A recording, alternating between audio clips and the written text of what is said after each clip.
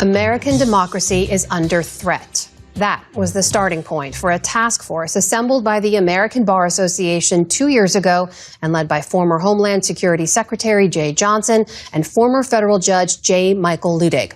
Their mission was to investigate the causes and potential solutions for this growing problem. Since their work began, the country has seen a turbulent election, the transfer of power, deepening political polarization, and an alarming rise in political violence, witnessed again this week with the murder of conservative activist Charlie Kirk. My guest today is Jeh Johnson, who served as Secretary of Homeland Security under President Obama. He's been at the center of America's biggest national security challenges, from counterterrorism to protecting our democracy from internal threats. And that's what I want to talk about with him today, because the American Bar Association's Task Force for American Democracy, which Secretary Johnson co-chaired, just released a report with a number of recommendations on what needs to be done to defend American democracy against the unprecedented threats we now face. Secretary Johnson, welcome to the show. Thank you. I look forward to our discussion, and thank you for your interest in our report. Well, I want to start with why you felt there was a need for this report, especially a report directed at lawyers, the American Bar Association. What was the urgency of this moment? I could not think of a more important issue to tackle 2 years ago when the president of the ABA asked Judge Michael Luttig and me to take this on. I was honored to co-chair this effort with him. He's one of my modern day heroes, a real profile in courage. And we assembled a really extraordinary group of distinguished Americans as part of this task force. As you can see from the cover page of the report, Democrats, Republicans, it's not exclusively lawyers, business people, retired CEOs like Ken Frazier, Ken Chenault, former judges like the former Chief Justice of the Ohio Supreme Court, Maureen O'Connor, law professors, historians. And we wanted to not just tackle sort of the crisis of the moment, because there are a lot of moments, and there's a crisis a day almost in our political world these days. We wanted to really address the factors that underlie what's going on in our democracy. So, for example, the Pew Research poll on trust in government, 1958, something like 75% of Americans trusted our government to do the right thing, something like almost all the time. That number today in 2024, last year, is down to 2%. And so there's a lot stirring among the American electorate, a lot of suspicion, disenchantment, and we wanted to take that on, explore the reality that a lot of politicians today pander to those suspicions and cynicism, and put forth a series of recommendations that are as relevant today as they will be a year from now or 5 years from now. I give this audience an enormous amount of credit for appreciating the importance of our legal foundations, our legal infrastructure, and the lawyers that support it. Our founder, Ben Meiselas, is a lawyer. One of our biggest shows is Legal AF, which I know members of your task force know well. I'm a I'm a fake lawyer. I got the degree, but never practiced.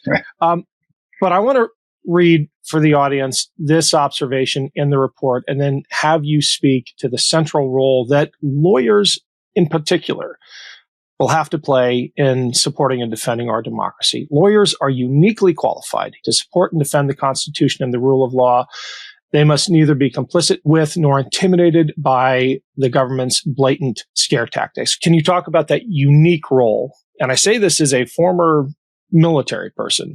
Lawyers have a special role, even in that context, for supporting and defending the Constitution.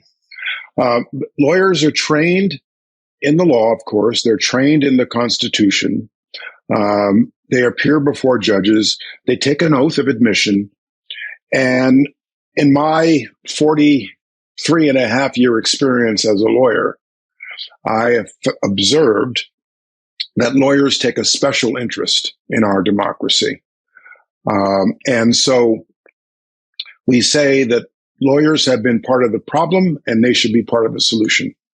And we put forth a section in our report on what lawyers can do to become more involved, how regulators, how bar associations can promote protecting the rule of law, protecting our democracy, respect for our courts, the integrity of our courts.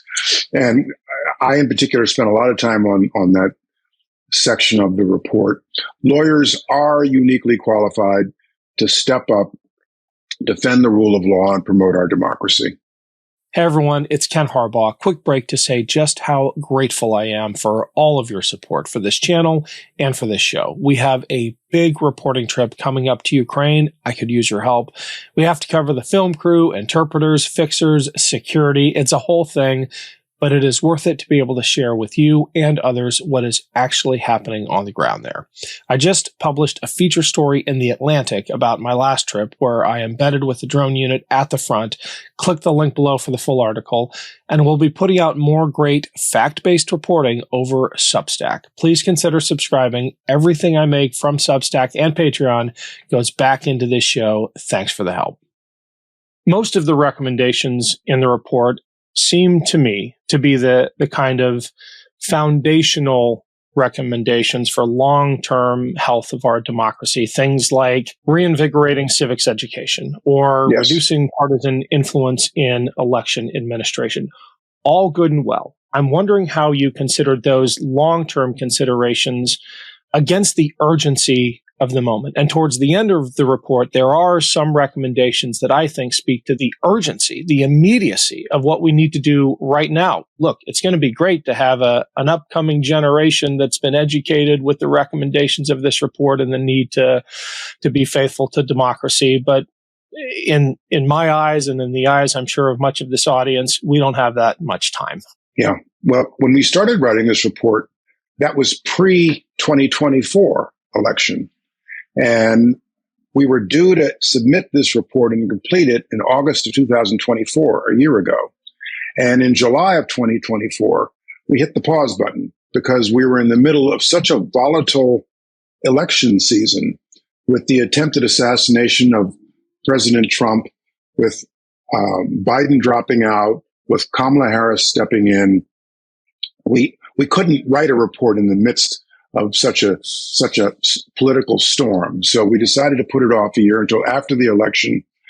And you're right, you can't, in a report like this that I want to be durable, relevant today, tomorrow, next year, you can't respond to the crisis of the moment because there are going to be 10 more by the time you finish the document. And so we very intentionally and deliberately put forth things like reinvesting in civics education, like open nonpartisan primaries, fusion voting, ranked choice voting, that are initiatives and efforts underway now that will continue to be out there for years to come. And we wanted to try to give some oomph and a push to that. I'm going to read one of the starkest and simplest recommendations of the report because I think it speaks to the urgency of this moment. You recommend that state Supreme Courts add to their oaths of admission this simple phrase: I do solemnly swear to support democracy and the rule of law. I think we need to comment on the fact that that now needs to be said. Well, that's a good point. First of all, professional responsibility, professional discipline in the legal profession is a state level matter. State Supreme Courts, state bar associations, and the like. It's not a national federal matter. And the oaths do vary. I believe that there are one or two oaths that already do make mention of the rule of law. Those are not, rule of law, democracy are not necessarily concrete terms. It's a principle. And so by taking an oath to support our democracy, to support rule of law, there's a fair amount in the interpretation of those things, but it should ring true to just about anybody who's a member of the bar. And so we want state Supreme Courts, state regulators to take a serious look at this and to incorporate it, because even though there are some variances, I suspect, in exactly how people understand those terms, there's a certain truth to them. And supporting and defending our democracy should ring true to almost every lawyer. Supporting and defending our rule of law, just like it's almost like saying support and defend the Constitution. It's an oath you and I took several times, and there shouldn't be a whole lot of doubt about exactly what that means. And I know you took your oath seriously when you raised your hand. I took my oath seriously, and I believe members of the bar should do the same, whether you're in government or not. You may have had this experience in the run-up or the immediate aftermath of the election. I had it probably 4 or 5 times in tabletop exercises or wargaming scenarios in which the response of the pro-democracy side was to litigate, to file lawsuits, to file amicus briefs. And we got steamrolled every time. How much faith should we be placing in our legal system as a bulwark? Excellent question. Lawyers alone cannot solve what ails our democracy right now. Lawyers can lead the way. You noted litigation that is brought. Right now, we're in a heavily litigious environment with the numerous challenges to initiatives taken on by the current administration. But lawyers' litigation themselves cannot solve this problem. As part of this effort, this ABA effort, Judge Ludwig and I went out on a listening tour across the country. We were heartened that in almost every place we went, the auditorium or the classroom was full. And not just with lawyers. Lawyers tend to be the most engaged, the most interested, but also included everyday election workers at the precinct, county level, people who were just interested in our democracy, love our country. I think lawyers cannot be the only ones to solve the problem. And people my generation, I'll be 68 in a few days. People my generation cannot be the ones to solve this problem. One of my regrets in our listening tours is we didn't see more young people in their 20s and 30s who care about our democracy and want to know how they can get involved. And so often lawyers have to lead the way. You've met all kinds of lawyers in government, I'm sure, including lawyers who are not acting as lawyers. In the administration in which I served, the president was a lawyer, the vice president was a lawyer, the secretary of state was a lawyer, and the deadliest line I would hear in the Situation Room from one such person was, "I know I'm not supposed to practice law, but," and so lawyers do play a large role, but this is not a report about lawyers. This is not a report just for lawyers. It's a report for concerned, patriotic Americans. For example, citizen redistricting commissions. That's something that has been an initiative in certain states to allow citizens to draw legislative districts, not politicians. That's not all about lawyers. That's about people who vote and who care. And so we want this report to resonate not just with lawyers, but far beyond that community. Well, thank you so much for your leadership of the committee, for the report itself. We'll make sure to put a link down in the show notes. Secretary Johnson, it's been great talking to you. Thank you for your interest. Thanks for having me. Love this video? Support independent media and unlock exclusive content, ad-free videos, and custom emojis by becoming a paid member of our YouTube channel today. You can also gift memberships to others. Let's keep growing together.